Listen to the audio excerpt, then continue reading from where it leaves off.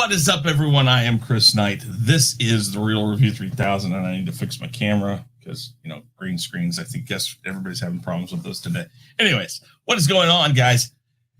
We're back with the Gospel According to Chris. About an hour interview with a special guest today. That special guest is LDG. He's got a lot of different things going on right now that we'll talk to him about. But first, I want to talk about a bit of an elephant in the room, for me at least. The last one of these I did was on September 1st of 2020. So a whole year has gone by since I've done a Gospel According to Chris. And actually trying to get back to it, one of the people, or the person who was going to be first on, was JJ of Sith Lord 3827. And as those many of you in the community know, he's no longer here. So this is kind of a bittersweet return to it. But I got another great person on today.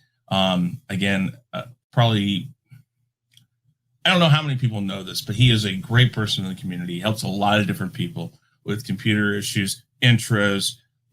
He's got a great place where you can go and hang out called the Backstage.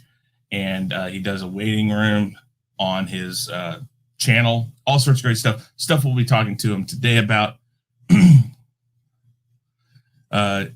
Elihu says, Chris 42, LDG will talk and the Real Review 3000 will not be able to shut him up, or that would be sacrilegious. Okay, very good. Hakimi, good to see you guys. If you're watching this now, share this out on your favorite social media platform. Smash that like button, guys.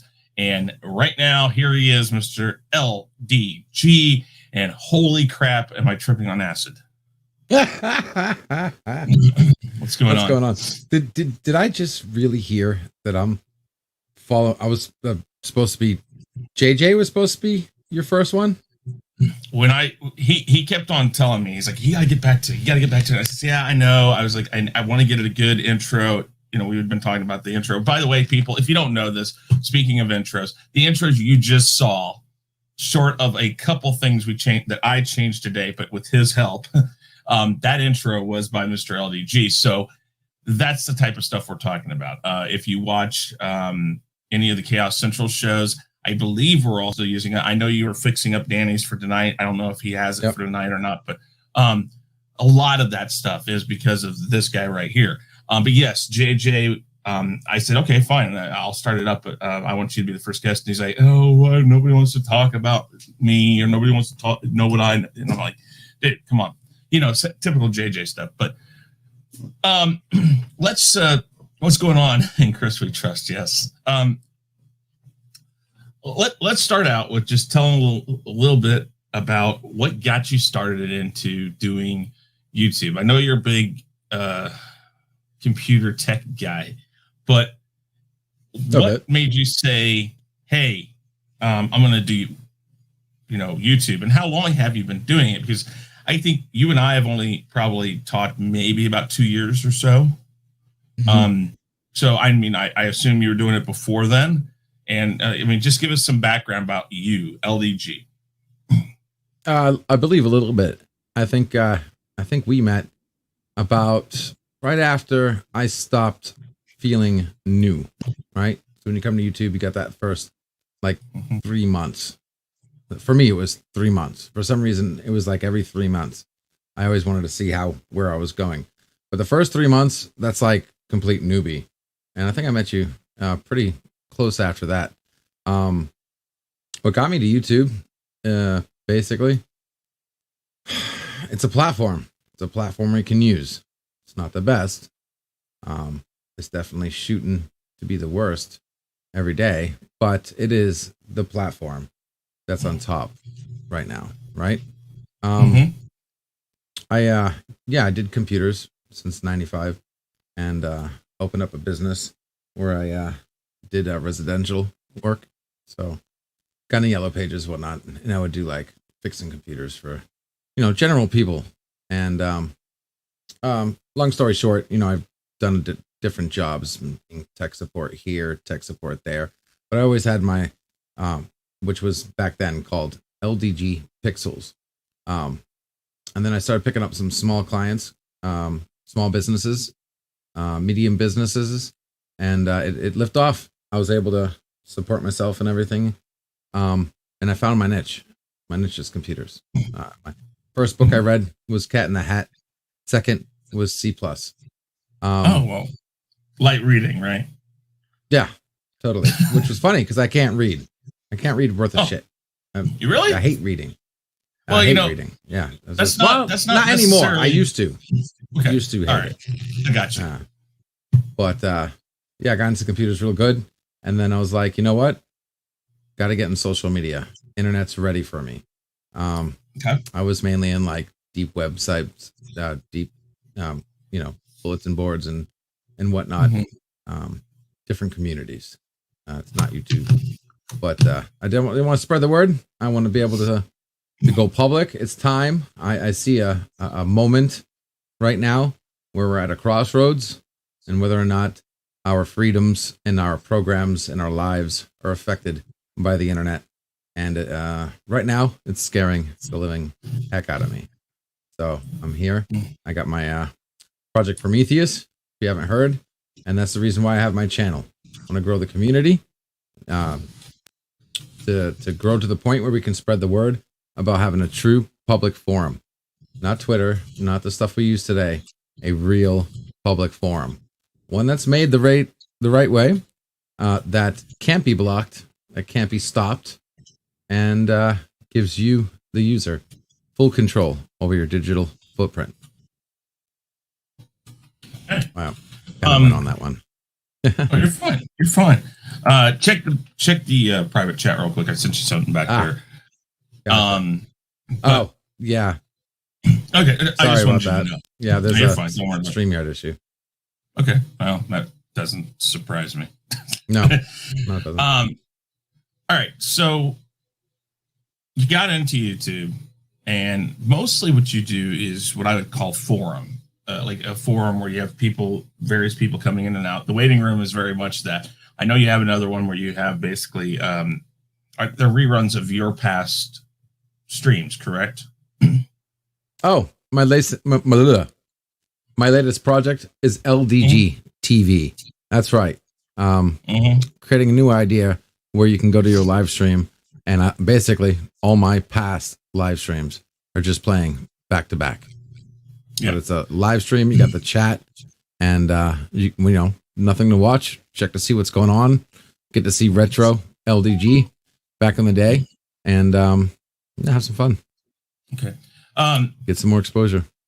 All right. So you got the backstage, and for people who don't know, you're a mod, so you can put it in the comments if you'd like, and you're more than welcome to share out any of your platforms or anything you want on there, of course. But the waiting room was what made you start? Not the waiting room. Let's start with the backstage. The backstage, which later became the idea for the waiting room, which is now 24/7, which we'll get to here in a minute. But the backstage, what made you start something like that? Community. Okay. It was for other people, and it was for me. I just found it weird because every time you go online, you stream, you're just seeing what we want you to see, basically. Right? That's basically it. No matter what channel you are, no matter what content you have, no matter what your personality is, once you get on the stream and you're public, it's hard to get away, right? We take advantage of it. We try to make it better. We're not being faked, but at the same time, you're seeing a stage. Life is a skit. Like what I always say recently. But anyway, so I wanted a place where you can go. First of all, if you ever need to get a hold of me. It was hard for people to Discord me. I have a computer problem. They were doing it, but not everybody uses Discord. So not everybody. Whoop, is that me? Is that you? Nope, not me. All right. I don't know. A place to get a hold of me, where we can like share screen. You have an issue, StreamYard just so happened to be the best thing to do right now. And then I was like, second, if you want to come out, hang. I'm sitting here. I work behind my desk. I do remote IT. So everything I do is behind my Starship Enterprise of a desk, right? I literally got like 6 screens. I got to keep an eye on, servers, computers, got to be on the call if someone calls or messages, the 9 different ways of getting a hold of me. But I wanted a place for the YouTube community to be able to use Simple, and StreamYard provides that. So I keep a full StreamYard open. I call it the backstage. Okay. Single link. It's always the same link, but I linked it so you can get to it using nerdrotica.com/backstage. If you're wondering what nerdrotica.com is, that is basically Prometheus step 1. Okay. So I'm building a social media platform. Nerdrotica.com is my website. And so we have the sublinks of /backstage. It'll take you to the backstage. You can hang out. You can chill. You don't have to talk. You don't have to go on the camera. You can just hang out and listen. You even have a chat. You can type, so you still have communication. Or you can do all of the above. You meet people like Chris there, fellow YouTubers, Yvette, Bird of Prey, Tim Christ, Darren Wagner. I mean, the list goes on. You'll never know who you find, though. You pop in, say hi. Even if you just want to come in and come out, just say hello. Good morning, everybody. How's your morning coffee? All right, I got to go. Bye. No problem. Just an offline hangout. Doesn't go live, doesn't get recorded, and there's only 2 rules. Whatever happens in the backstage stays in the backstage, and try to get along. That's it. Yeah. That's it right there. I think that's another thing that you and I share there. It's like, when people are on streams with me, if I'm in charge of that stream, I really prefer, I mean, we all get heated. We have good arguments, as I would call it. But when that camera goes off, we're all okay. We know we're putting out our opinions out there and stuff like that. But there is something to be said that sometimes people they say the wrong thing that's just too much of a jab or something like that. And you and I both have that same rule. It's just like, guys, let's try to get along, because we both very much are about the community. And, that's without a community, I mean, what do you got? So nothing. Exactly. So you have absolutely nothing. So the waiting room, from my perspective, and I could be wrong, so tell me if I am, the waiting room basically was born out of the backstage, except for when you first started doing it, and even as it is now, because you still have this, who's streaming, who's doing what, but you kind of moved the backstage up to a live stream, and you came on every morning and you were like, hey, this is a place for you to come and be on while you're waiting to watch something else. But actually, it was kind of like, go ahead. The waiting room actually came first. The backstage was born from the waiting room. And it was like the offline version, but they're very similar. The waiting room was one day we were streaming, and when you're a YouTuber, you have this like the connections with other YouTubers, and then there's talk going around all these YouTubers, and one of the talk going on, is also known as sometimes drama, but that it depends on the situation. Some of the talk was who can stream when, right? People didn't want, and even if it was like, I don't want to accidentally stream over somebody, or I want to do something at this time when somebody else is doing it at the same time, or pop-up streams and all this stuff, right? So I'm like, listen, I know I'm new, okay? I know I'm new here. Up until this moment, and this was like 3 months, 4 months, I was just doing tech streams over on Geeks Enjoy IT, my first channel. And I was just doing tech streams. I'd wake up in the morning, I'd stream, I'd give you about like a 20-minute intro. I know, I'm sorry. Anyway, but I would stream for like hours. And the first couple hours would be me talking about something tech related, right? Or something happens with the website, or an update, or terms and conditions, and I get into a little rant every now and then. And then I would just do my day making myself available on the live stream. That was my backstage. I was live. I was by myself, waiting. I had 2 subs, 3 subs, 4 subs, 20 subs. You know what I mean? Slowly rising. I was getting about like 1 sub a day. It was telling me for a while. And I'd make myself available on there. And then I would just shut down the stream. the problem with that was I was streaming over people, and I was like, you know what? Don't want to get accused. What can I do to make this? The number one product in America, right, is lemonade. Okay, everything is lemonade. You make lemonade. So I looked at the lemons. How can I make lemonade? What if I had a show that I literally told people to go watch somebody else? Holy shit. I like that idea. Let me work on that. And then I literally just built an idea of this. And then I thought of the Beetlejuice, right? When he was looking at the number 9 million. And I was like, what if I just do a show that's just us waiting? No guaranteed, no topics guaranteed. It's just me there. I'm not even like selling myself as a computer guy, just a hangout. Call it the waiting room. And in return, I would promote everybody who deserves it. Everybody who deserves to rise, I push them, and I actually made, the waiting room like very community friendly by having the panels I do and how I can split to this person's live. This person's live. Check these people out. And then, have an open panel where anyone can come. And that's the other thing about the waiting room. It's not just me. It's us. Anyone who wants to come up. It's a waiting room. No one is said no to, except for malicious trolls. And next thing you know, I had fellow YouTubers, and then just hanging out. Like today. You know what happened today in the waiting room? Darth Lunga came out of nowhere, and he was just working on a video file. He kept popped in just to hang out, chit chat, talk.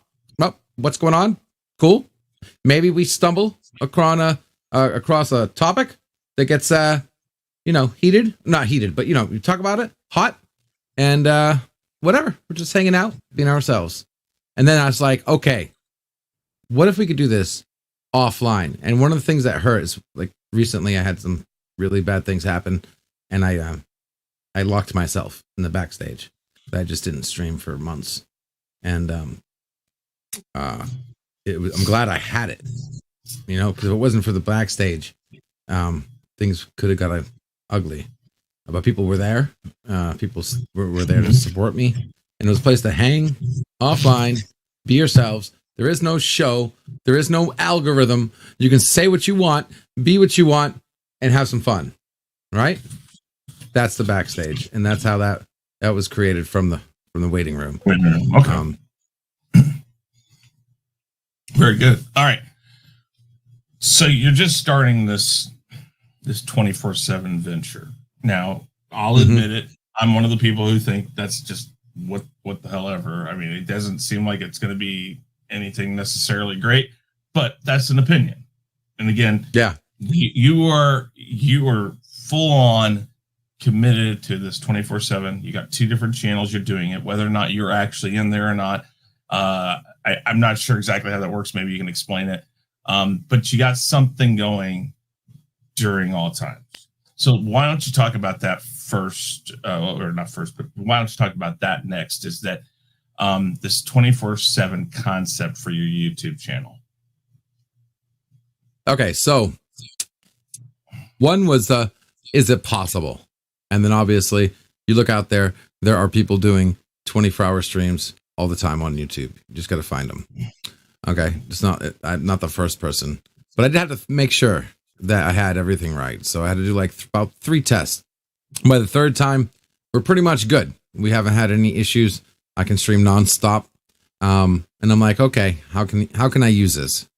How can you use streaming a channel? I mean, you are worldwide, right? Every time zone is watching at every time.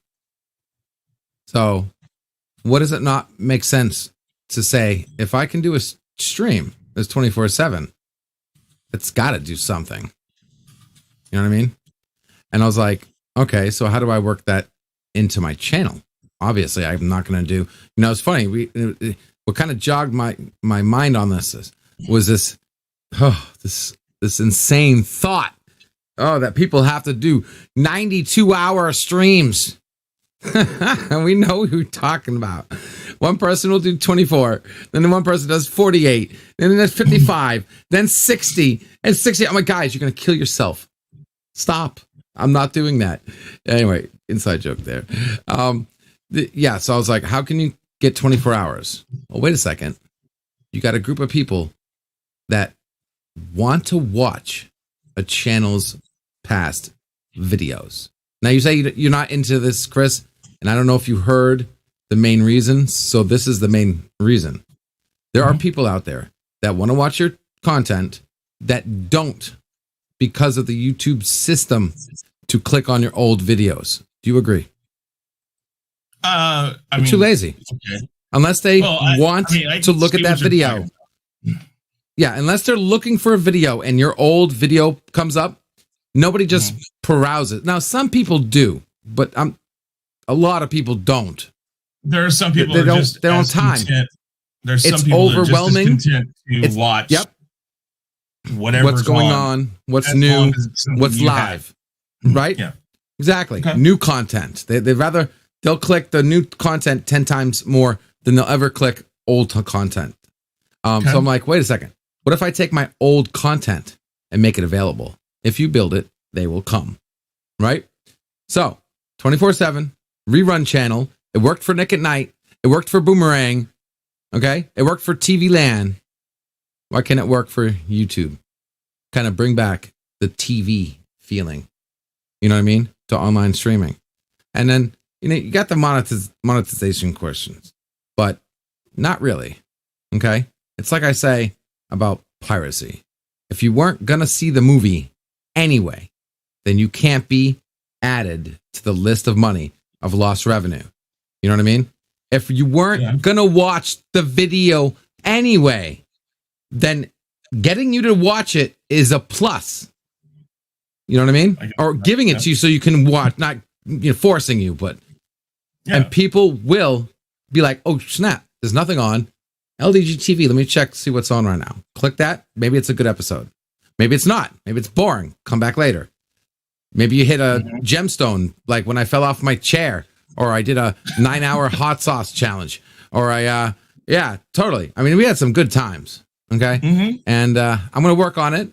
Right now, our next version is going to include the chat. So you get to see the original chat from that episode, whenever it was, a year ago, 2 years ago. And you'll be able to read the actually old school people that were there chatting. Right. And another idea I have is as it goes, I'm going to make sure I remove any of because I did have a few streams, and not everybody has a knockout stream, right? So especially in my format, there have been days where it was like, it just happens to be that day was boring as hell. There was like 2 people on. It was me all day just working. Nothing happened. And I'll just remove those. And eventually it'll just be all good episodes, old school reruns that people can enjoy. And I think there's a market for it. There are people who are going to watch. And as far as if I ever monetize, I still believe you get the monetization from the ads that play while it's playing. You know what I mean? But as far as but as far as like, is anyone going to watch this later? No, I get rid of it. It's a 24/7 live stream. There's no reason to have that as a video. I just treat it as a live stream and just get rid of it at the end.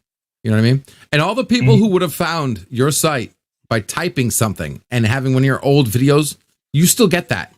That's not going to go away. Right? If Joe in Zimbabwe found my Shumagarath video, just because I have a 24/7 live stream playing all my content, doesn't mean he's still not going to get that and click it and get the watch. So I see it as a plus on both sides. Okay. I mean, in YouTube, if you don't, and we've talked about this in the past, if you don't change things up, you don't adapt, you die. Yeah, exactly. And I mean, that's kind of, we discussed it, we've rebranded things of mine. We've changed things. We've brightened things up. We're talking about Chaos Central with the website and that channel. I mean, you've helped me I don't want to say rebrand per se, but brighten it up, make things better. And that always does help. So, I mean, I'm not so much against the 24/7 idea. It doesn't make sense to me. But when you explain it like that, it does. So I mean that's not a bad idea. So let's get to Project Prometheus. Dum dum dum dum. Yeah. Dum. Everybody here. Dum. Everybody here is like, oh shit. You need that Spaceball scene, just the music with dum dum dum dum dum. Boom, boom, yeah. Dude, that's a great one. I can't breathe in this thing. Yeah. Real quick, guys, make sure you share out the stream. Smash the like button. We had 13 people just watching, so guys, thank you very much. Buckle up. Oh, bot. Okay.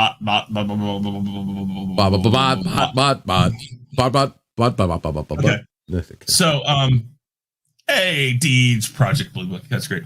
Okay. Oh God. Oh, you. So, hey, Deej.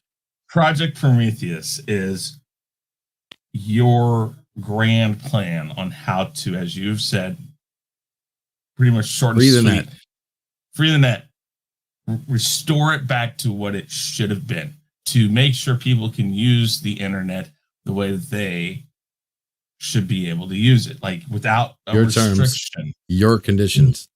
Exactly. Yes, exactly. So why don't you explain, one, where you came up with this idea, or about when, not where, but about when you came up with this idea, and some of the steps you plan to take. Because here's the thing: we all know that it's a grand thing that you're trying to do here. It's big. It is a massive undertaking, as you said. Nerdrotica is like one of those steps. But give me some ideas of steps, what you're trying to do next to get to the next stage, things like that. But talk about Project Prometheus, like where it started, the idea, and all that.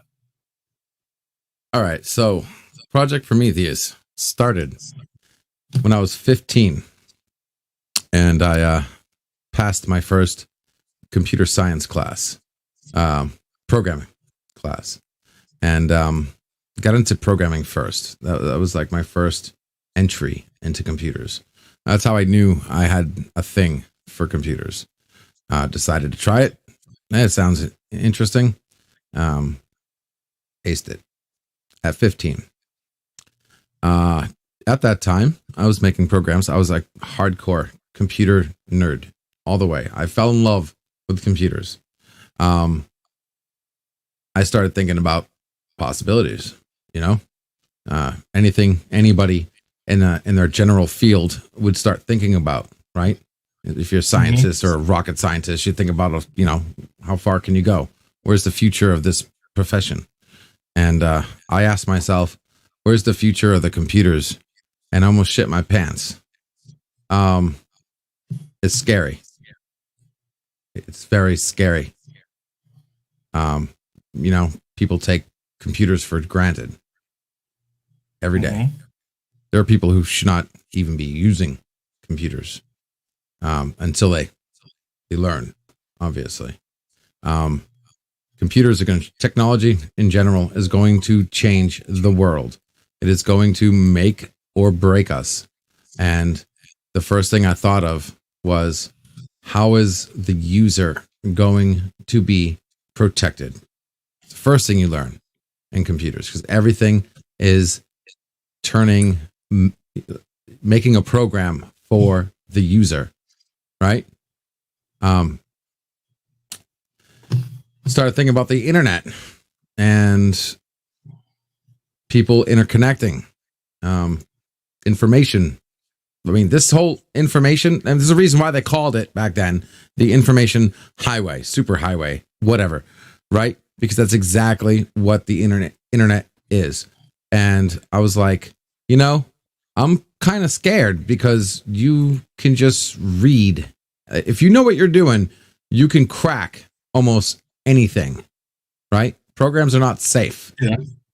Messages are not safe. Information's not safe by default. You can make it safe by actually programming, but like if you just did things flat, like Legos, right? It's like making Legos. Sometimes the basic shapes just do so much. But if you ever want to do something outside the box, you need to make or find better pieces. And today, that's what programming is. A lot of companies today, they're just using regular blocks. And this is why you're seeing things like, Twitch hacked, Facebook hacked. Okay. Programs vulnerable because the quality of the programming, or the fact that their companies are just millionaires telling a group of programmers what they want without even knowing what they're asking for. So when I started programming, I was started getting interested in how to make things safer on computers, things like encryption and delivery systems, and just general. Because one thing in programming that really excites me, it's basically a computer is a place where you can make math have life. You literally can turn Pinocchio into a real boy on a computer. Anything you can do, you can program, right? Literally. But there's boundless. We're talking virtual reality, augmented reality, sex bots, whatever you want.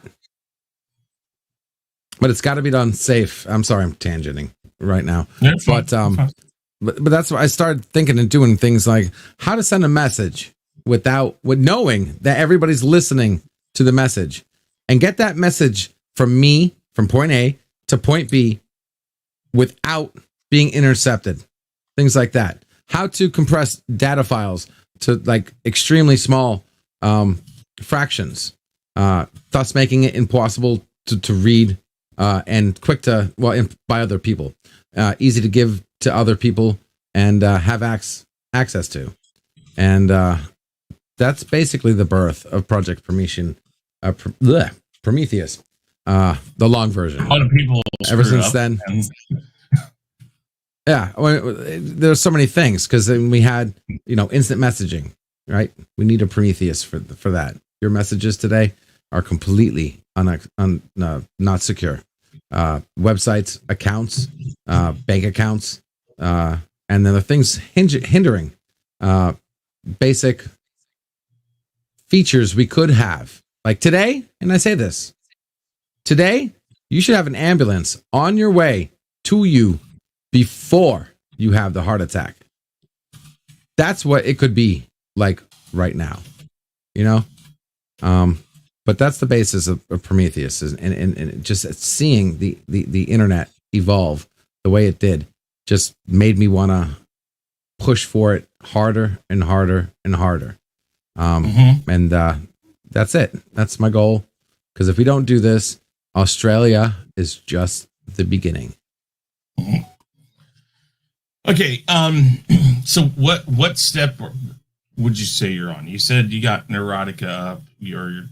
Is Nerdrotica live? It's live. Nerdrotica's live, but it's not fully functional or complete, I should say. It's live enough to be there, and we're building upon it. So I'm hoping this year we'll get it fully functional, and it'll be like the step one for content creators. Yeah. So we don't, yeah. So you said step one. What is step one? Two. What's the next thing? That's funny. It's more of a dynamic step process, because right now I'm doing about 3 steps at the same time. So one is Nerdrotica.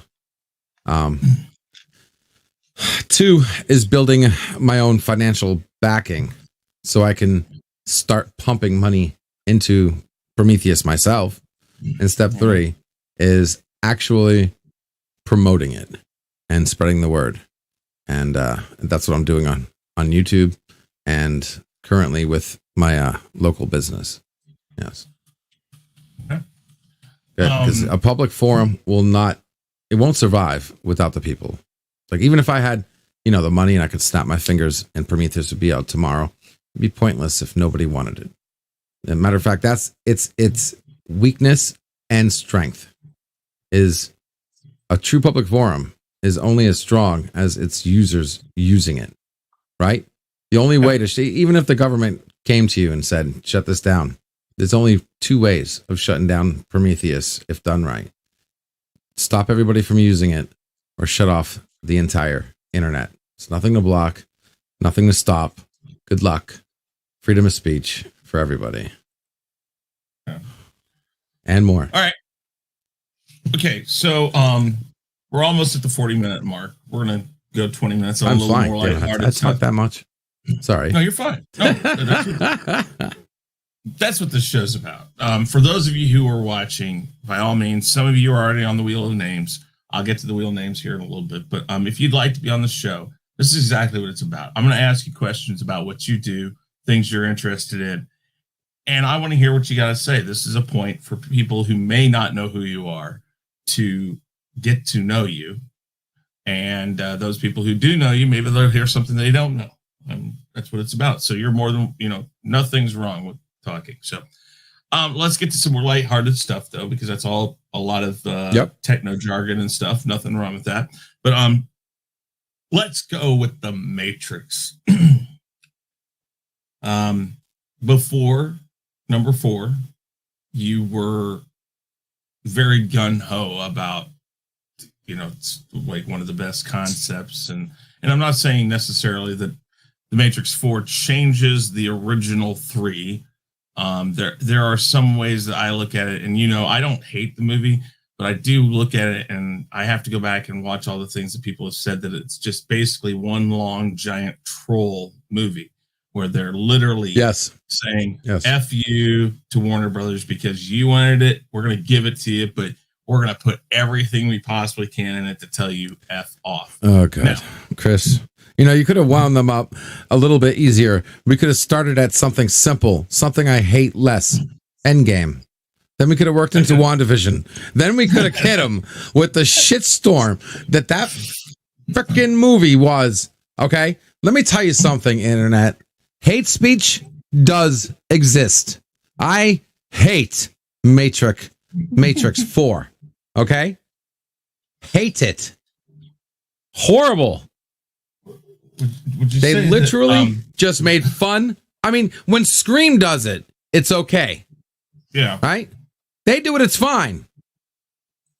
Matrix 4 was a joke. I'm sorry. If you like it, anyone who likes it, hey, more power to you. But for me, I'm done. I am done. Okay. And that, you know what is worse? The nail in the coffin. Can we spoil the ending? The ending thing.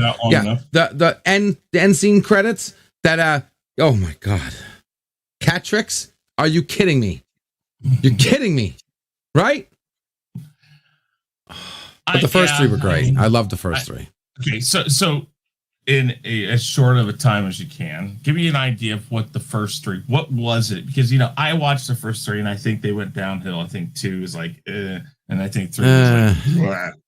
But all right, so what was your basic overall? What was it about the Matrix? It was basically my Star Wars of the Lawnmower Man, and the first one was beautiful. Oh God, I remember where I was when I saw the Matrix. I remember walking out of the theater. How many movies do you remember walking out on? Like, not walking out before it's done, but like leaving, like feeling that level of, I just saw a badass movie. Hell yeah. Right? Ninja Turtles, Matrix, Mortal Kombat. Okay? Only few do I remember walking out satisfied. 2, okay, real quick. 2 and 3 was supposed to be one movie, guys. I'm sorry. 2 and 3 was supposed to be one movie. They could have cut out all the little crap in the middle, made it one movie, and just made it Matrix 2. It would have been perfect because they took the best of both, squished it. Great. Architect scene, loved it. What reality we got was Matrix 2, which was great, but didn't have any kind of payoff. It was good, missing payoff, right? 3, there's the payoff, but nothing else before it, right? Like just garbage up until payoff. I can agree with that. Boom, one movie would have been beautiful. But they really did a great job setting up, because people walked out of that movie not even thinking about, wait a second, the humans are still slaves. Like, where's the resolution? We're still slaves. Everyone's stuck. Where's the resolution? You only answered this, that, and the other. So they set it up for a perfect another trilogy that the first 2 or 3, whatever, could have just been in the Matrix, and the next 3, which I think they were trying to do, but Wachowski put a stop at that real hard. Good job, girl. They wanted to screw up Matrix 4. You definitely did it. Okay, I know what you were thinking. You're like, all right, Warner Brothers wants to screw me. I'll make the most effed up Matrix version, so you can't even think about doing a 5. Okay, so I think that's what happened there. But it could have been the next Star Wars. We could have had Matrix 4, 5, 6. I would have liked 4 if it was like Civil War, like the actual Civil War, right? There's peace, and then some, Merovingian. He's screwed. He's screwed. No peace with humans. Peace with humans means all the rogue programs that don't want to go back. You guys are screwed. Oh, all the agents. Guess what happens?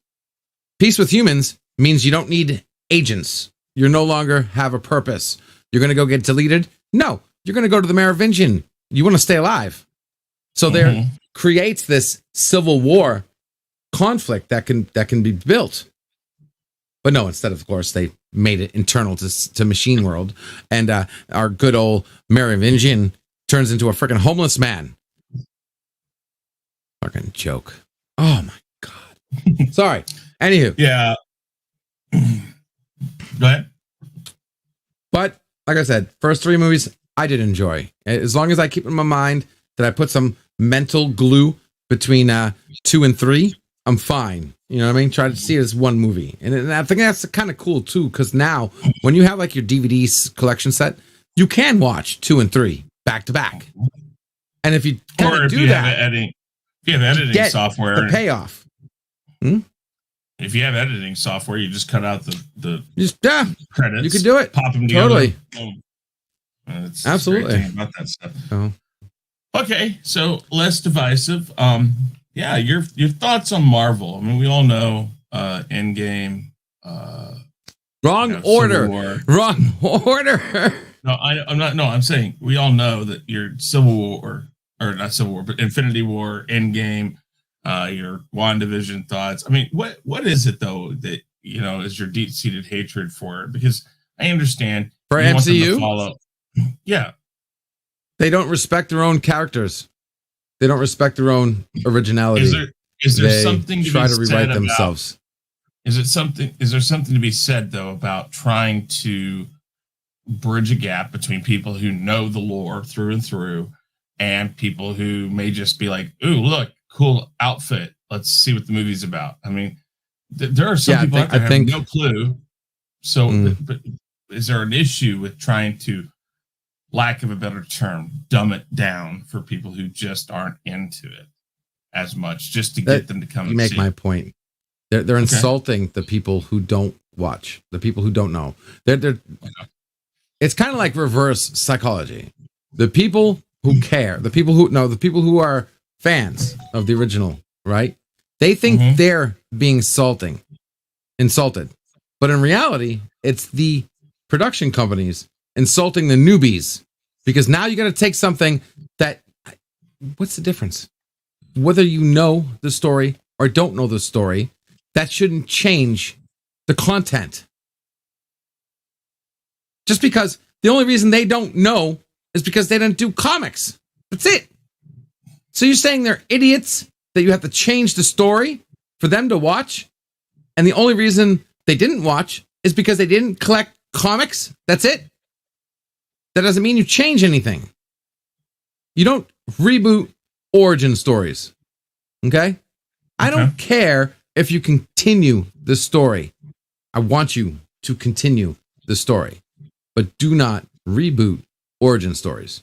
Do not race bend, sex bend, gender swap, inside out, left hand, right hand, nothing. Just continue the stories. That's all you got to do. Don't F up your people. Don't disrespect. Everybody talks about status and all pronouns and all this other stuff. I mean, don't original creations have rights too? And when does it become status? And I'm a stickler for status. Okay? Everybody gets a wrench for the most part. Listen, what makes it right that you can say you can't change Superman, but now you can change, a Guardian or a Sentinel or Eternal, right? It's an original creation. They have rights. Mm-hmm. Don't F with them. And the actor plays the part, not the part being the actor. Okay? You don't get to make Superman yourself.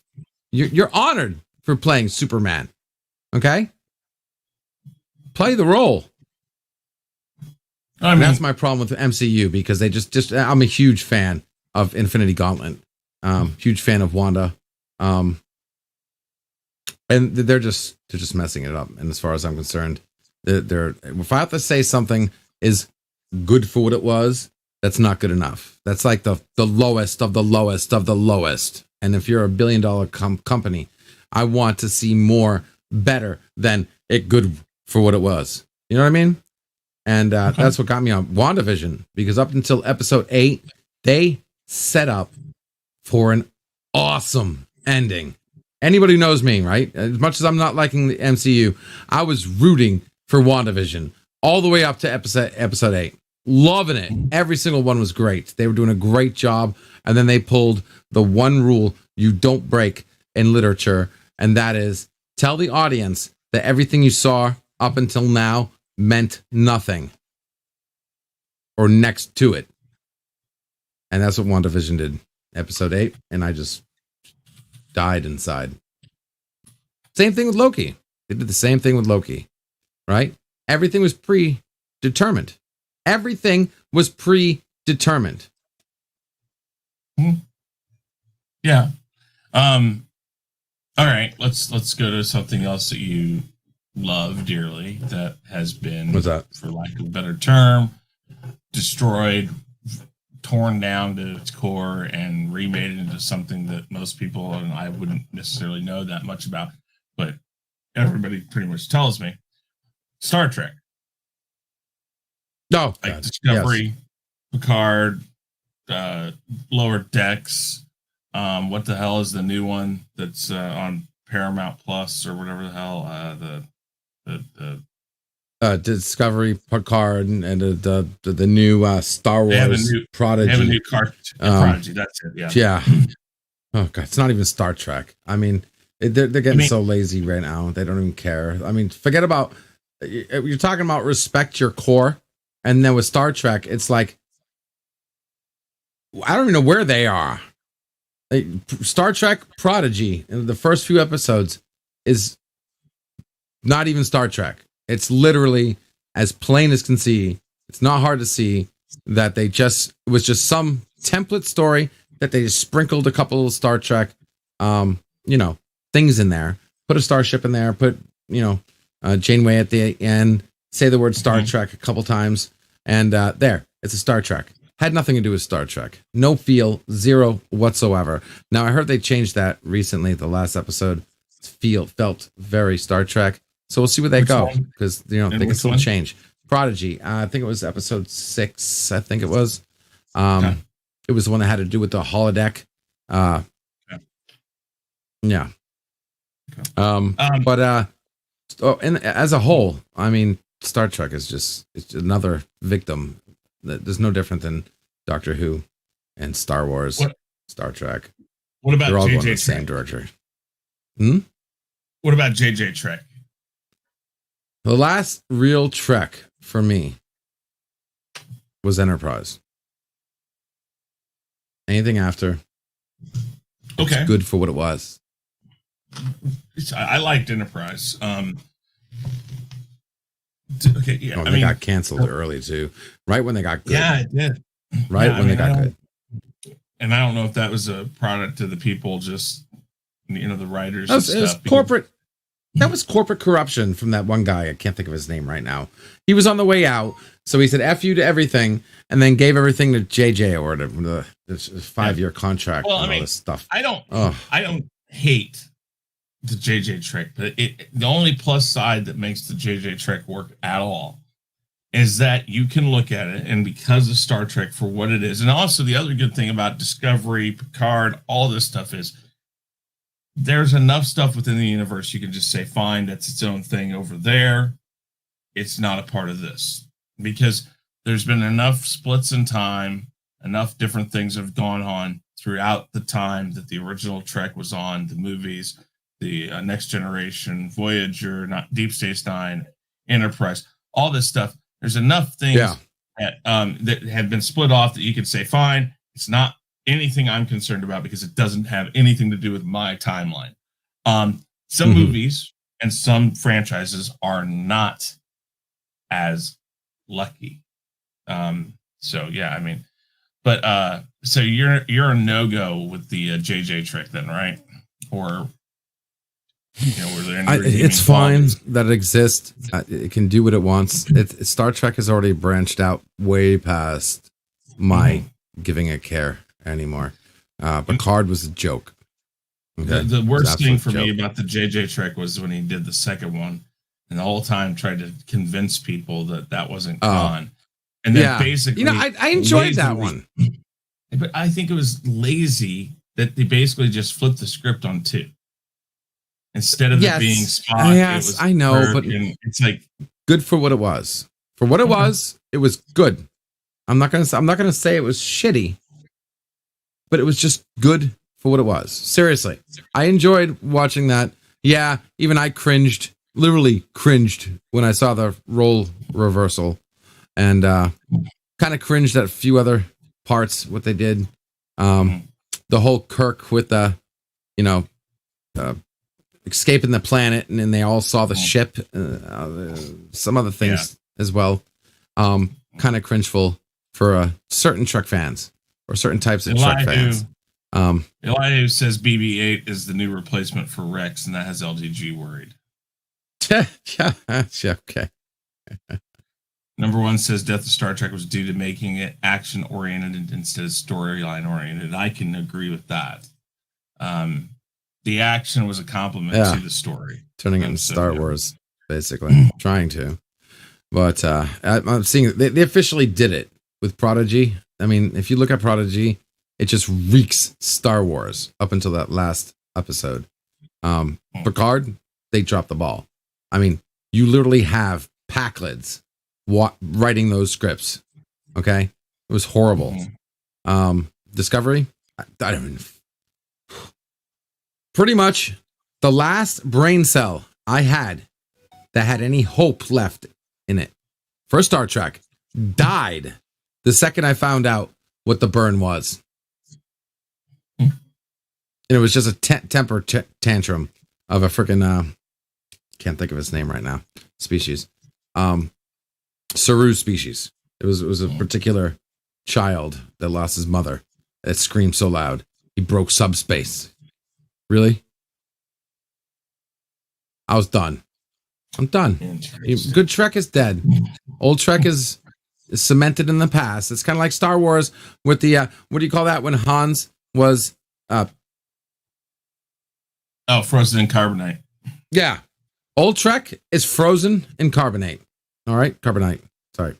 And enjoy it for what it is. Now, when I was growing up, I used to watch so much Trek. I was a huge Trek fan. I was back in the day when Star Trek fans and Star Wars fans did not get along. And that's the only thing I thank JJ for. Because the one thing JJ did was destroy the wall. Bring down the wall! And then he got Star Wars fans and Trek fans together hating him. So I give him props for that. Uniting two different fandoms. He totally did. Totally did. I'm telling you, we hate each other. You couldn't be both. You're either one or the other. It was West Side Story in school. If you were a Trek fan or a Star Wars fan, you had your technical manuals. You had your freaking lightsabers. I mean, it was war. But I loved Star Trek from the first time I saw TNG. Moving on from there, I must have watched like every episode, like literally over 100 times each. No problem. in my lifetime, with exception to TOS. I'm sorry. Just TOS though. An animated series. I know. I'm sorry. Just those two. Everything else, I watched the shit out of. Fair enough. We have come up to near the hour mark. I'm going to give you a chance to tell everybody about yourself here in just a second. But what we do, but more. I'm doing that this whole time. Not joking. I'm just talking about your lovely sites and other things like that. But this right here is the wheel of names. This is the first wheel that I ever made. And that's where the Rumble. By the way, folks, if you don't know it, LDG was the grand champion of season 2. Season 3 will be coming up before long, hopefully by the end of February, maybe early March. I have to talk to LDG because we're wanting to move a lot of it over to OBS, so it's smoother, not so many changes. Got to find some lots of changes. The whole thing is different. I'm talking. Well, we've actually added one thing that is going to totally change how it's done. I have come up with something brand new that is going to totally rewrite how the game is played. So we'll get to that. We're gonna have a press conference. We're gonna have a press conference and everything like that here before long. But we're gonna go ahead and spin the wheel of names. Wait, what's this for? What? I'm scared. I never like it when you spin a wheel, Chris. I never get good things happening to me when you spin the wheel. Okay. No. Anyway, no. God. This is the pick who the next person is going to be on the show. This is how I do it because I don't believe in putting you on there because of your sub count. I don't believe I'm putting you on there to get views. I believe I'm putting people on here of, one sub to I've had people on here who now have 80 to 90,000 subs. And so it's like, I don't pick this by who or what your channel is necessarily. I pick it for just random. That way everybody has a chance to come on. So let's spin the wheel of names.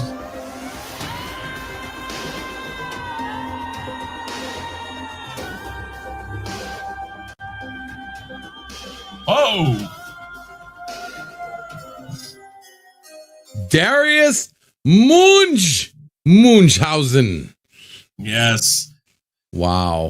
If he's still in the chat, I will talk to him before long.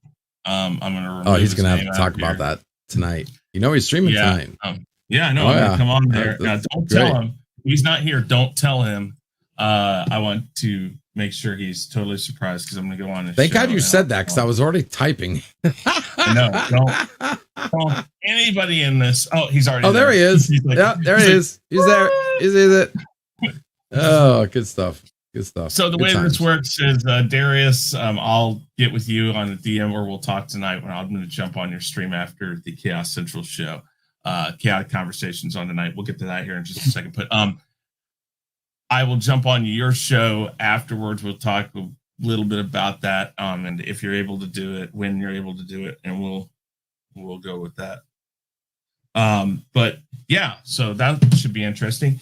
Let's get to you again, though, LDG. Why don't you tell everybody about where you can be found, all those things going on with you, and so on and so forth. Go ahead. All right, so you can find me on 2 main channels. That is Geeks Enjoy IT, which that is the next channel coming back to life. How do you do it? You're going to have another 24 hours? No. That one's strictly for IT, tech stuff, tech videos. I'm going to make some quick content for you guys to make sure you guys know what you need to know to survive today in the internet. But mainly home base is LDG of Geeks Enjoy. You can subscribe there and hit the bell where I do the waiting room. Again, guaranteed to only be slightly better than watching paint dry, hanging out, putting your feet up, relaxing, jumping on the panel, being yourself, waiting for somebody else cooler to stream. Also, I don't know. I did have a couple of shows we did. I used to do a show called, excuse me. Shit, I can't remember it anymore. Late Night Nerdgasm. God, it's been a minute. Where we used to do that. We used to do that Saturday night, and it was a adult nerd chat. We used to have fun. Things get hot and heavy. Love the intro. Oh yeah, Jessica Rabbit, and just get real crazy. Crazy talk. About time we had some adult open panels. Everything I do is open panels, open conversations, unless we have a set topic for that particular stream. But you can catch me there. Remember, also hold the backstage. Come join us. That's nerdrotica.com. If you're a content creator and wish to join, just let me know. And contact information is on the website. If you want to go backstage, it's nerdrotica.com/backstage. And hit us up. Also on the 24/7 new LDG TV land. Name still in work in progress. Where you can catch all the old content everywhere I've been, all the shows I've done, all the people I've hung out with, and the times we've had. And if you do need any help, hit me up. I do free tech support to a degree, but for the most part, you got a simple problem, you need some help, you want walkthrough, hit me up backstage and come ask me. Shouldn't have to pay like hundreds of dollars for somebody to fix you something up. You're having computer issues, your computer's slow, or you're having just problems with OBS or StreamYards or whatnot. Anything, let me know. Hit me up. Besides that, support #FreeTheNet, guys. Project Prometheus. It's about time we have a program that works for us, the user, an algorithm that works for us, the user, a place where you have control over what you want to see, hear, think, say, and do online. Control over your digital footprint, monetize of your own data, and a public forum where freedom of speech cannot be stopped, but at the same time, giving you the power, the freedom to listen. Chris, awesome. I can't believe I did this well. I only slept on a couple bananas, and this was awesome. It's been a while since I had this kind of stream in a while. Appreciate it. Well, I'm glad to get back to it. I like having people on about themselves, basically. You know me, I love to talk about myself, so it's only right that every once in a while I tell everybody that they can talk about themselves. I got lots of people on this wheel of names, guys. I see David in here, Darius, Munchausen, of course, Lugnut, Steve, thank you very much. Austin, or Tim's Talk. We had Elihu. We had, I know, Captain Spock, which, we won't go too far into that. Son of a Red Shirt. Let's see here. Who else? I know there's other people. I gotta see. Deej was in here. Lots of people, guys. If you want to be on this show, all you gotta do is tell me, DM me at ChrisKnight5150, and I will put you on the wheel of names. When the wheel of names picks you, I will message you or get a hold of you, jump in the stream, something like that, and we will discuss if you're able to do it the next Monday. This happens at 7 p.m. Eastern Standard Time. And so thank you so very much, LDG. It was great to hear everything about these things. And basically, once somebody is off the wheel of names or been on the show, I put them in another, on a little board. And when we get through all these names, we're going to move around and we put everybody back on. If they want to come back again, we can talk about something else next time. I've had people on multiple times, so by all means, LDG, you're more than welcome. If you're free and I need somebody, I'll call you up and we'll see if you can come back on.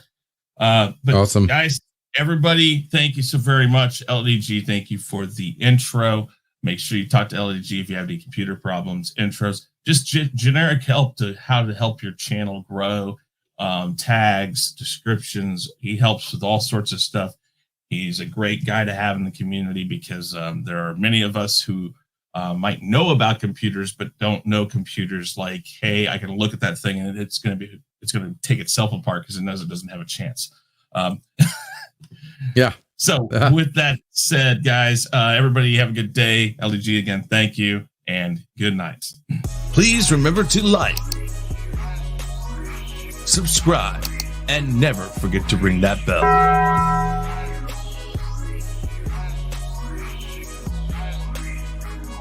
Follow Chris Knight and The Real Review 3000 on these platforms. For email and Patreon, see the description box below. To reach The Ego, use the Twitter handle @TheEgo5150. We would like to thank the generous members of The Real Review 3000. Those members are JJ, aka SithLord3827, Anzo of Bigger Ford Entertainment, Yvette, Sean Stackhouse, Captain Trek, Jesse Ritchie, and Abraham Morales. Thank you for your support and donations that help us at The Real Review 3000 bring you, the viewer, better content. For information on how to become a member, click the join button below.